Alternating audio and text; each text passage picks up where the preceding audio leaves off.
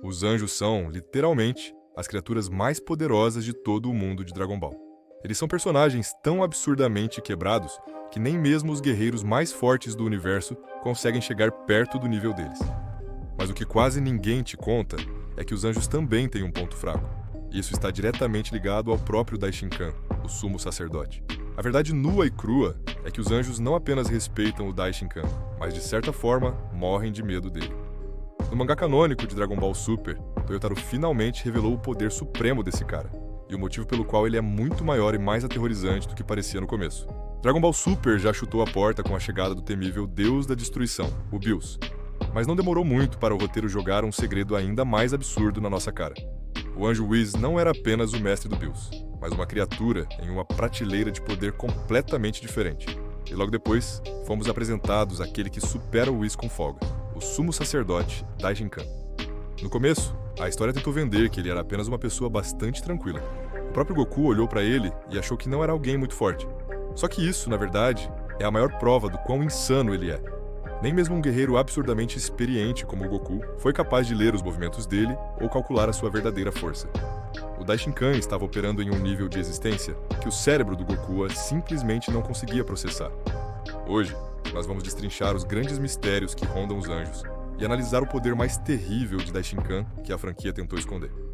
Diferente de qualquer outro ser que já pisou na franquia, o Daishinkan não precisou disparar uma única rajada de Ki para provar que é uma aberração. As habilidades dele foram sendo esfregadas na nossa cara aos poucos, saga após saga. E para você ter noção do nível de absurdo que estamos lidando, vamos começar pelos poderes que, para ele, são apenas o básico. Coisas que foram mostradas tanto no anime quanto escondidas nas páginas do mangá. Primeiro, o mais simples, a levitação. Mas logo em seguida, a coisa escala para a criação de matéria. E não estamos falando de fazer aparecer um objeto qualquer. Ele opera num nível de criação que simplesmente humilha qualquer Kaioshin. O cara materializou a arena inteira do Torneio do Poder sozinho, do absoluto zero. E se ele quiser usar isso de forma letal em combate, ele conjura espadas e um arsenal inteiro de armas no meio da luta para trucidar o oponente. Acha pouco? Então segura essa. Daishinkan domina o instinto superior supremo. Esquece o que você viu o Goku ou até mesmo o Whis fazerem. A técnica do Daishinkan está no nível máximo, completamente perfeito e inatingível. Em combate, ele é o guerreiro perfeito. Só o ato de tentar encostar nele já é impossível. E se por algum milagre alguém chegasse perto, ele é um dos poucos mestres capazes de criar escudos absolutos do instinto superior. São barreiras de energia 100% indestrutíveis.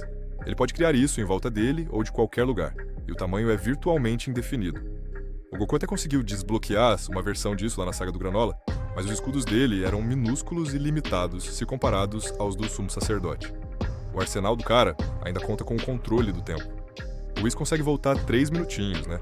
Já o Daishinkan não tem um limite conhecido. Estima-se que ele possa retroceder a linha do tempo por períodos absurdamente maiores. Ele também tem a capacidade de projetar gigantes de luz. Mas, de novo, não confunda com aquele avatar de Ki do Goku.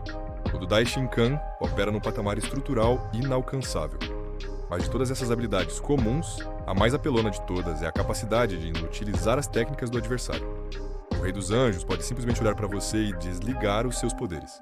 Se ele quisesse, ele apagaria a possibilidade do Goku de usar o Kamehameha ou a Genkidama para sempre. E o pior, ele faz isso em área, contra múltiplos alvos ao mesmo tempo. Lembra do Torneio do Poder? Ele desativou a capacidade de voar de todos os 80 guerreiros da arena, simultaneamente, sem suar uma gota. Isso é o Daishinkan brincando no anime. Mas foi no mangá que o Toyotaro resolveu escancarar de vez o terror psicológico que o Daishinkan exerce sobre a própria raça. Você com certeza lembra do Meros, o anjo que foi parar no Universo 7. A regra de ouro, o tabu absoluto da existência deles é bem claro. Um anjo é estritamente proibido de se envolver nos problemas dos mortais. O trabalho deles é ser neutro, observar e treinar, e nada mais. Só que o Meros cometeu o erro de criar empatia. Ele se apegou aos seus companheiros, se importou com as formas de vida do Universo 7 e acabou virando um patrulheiro galáctico. E aí a bomba estourou na Saga do Moro. O Devorador de Planetas estava ameaçando destruir e engolir o universo inteiro. E o Meros tomou a decisão que selaria o destino dele. Ele se rebelou contra a lei máxima dos anjos para enfrentar o Moro e salvar aquele universo que ele aprendeu a valorizar.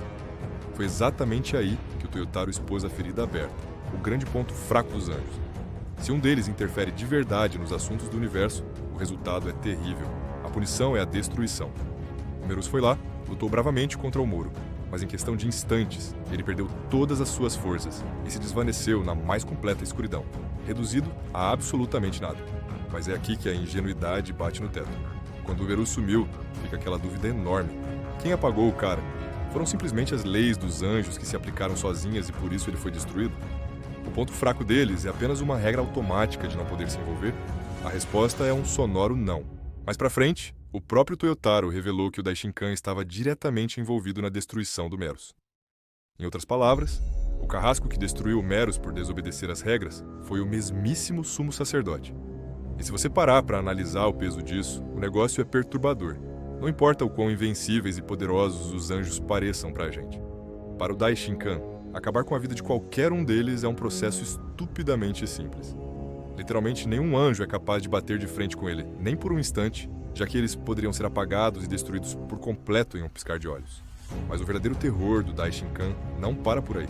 Tudo o que vimos até agora serve de base para as duas habilidades supremas, que quebram completamente as regras de Dragon Ball, e provam o porquê dele ser temido pelos próprios filhos. A primeira é o poder de apagamento instantâneo. Presta muita atenção, o Daishinkan não precisou trocar socos com o Meros, imobilizá-lo ou soltar um raio de energia. O sumo sacerdote só precisou usar a sua vontade para que o Meros deixasse de existir. É um nível de poder opressor, quase idêntico ao do próprio Zeno, capaz de varrer do mapa até mesmo a criatura mais inalcançável do universo em um piscar de olhos. Mas a segunda habilidade, essa é de gelar a espinha, é a transformação de natureza. Daishinkan simplesmente pode reescrever a essência, a raça e a biologia de qualquer ser vivo no multiverso, da forma que ele bem entender. Lembra do Meros? Depois daquele apagamento, o Daishinkan trouxe ele de volta a pedido do Kaioshin, mas com um detalhe macabro. Ele arrancou toda a divindade do Meros e o rebaixou a um mortal comum, com a fragilidade de um ser humano qualquer. Agora para e pensa na gravidade disso. E se ele decide usar esse poder contra os nossos protagonistas? O Daishinkan poderia simplesmente olhar pro Goku ou pro Vegeta e transformá-los em humanos normais. Ele apagaria o Ki, as transformações divinas e todo aquele poder que eles levaram décadas sangrando para conquistar.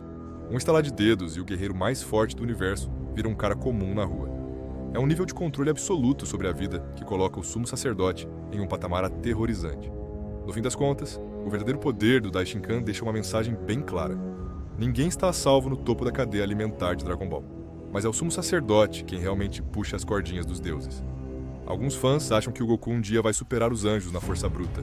Outros acreditam que o Zeno é a única ameaça real do multiverso.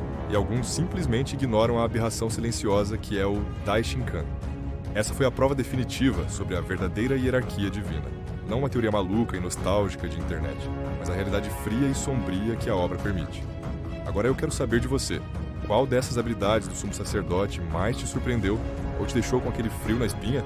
Afinal, em Dragon Ball, o maior perigo não é o vilão que grita e destrói planetas, mas aquele que sorri de braços cruzados enquanto controla a própria realidade. E se você curte esse tipo de análise, sem hype vazio e com respeito pela obra, se inscreve no Shonen Verso. O canal tá no começo, mas a proposta é explorar a fundo onde quase ninguém vai. Até o próximo vídeo, valeu!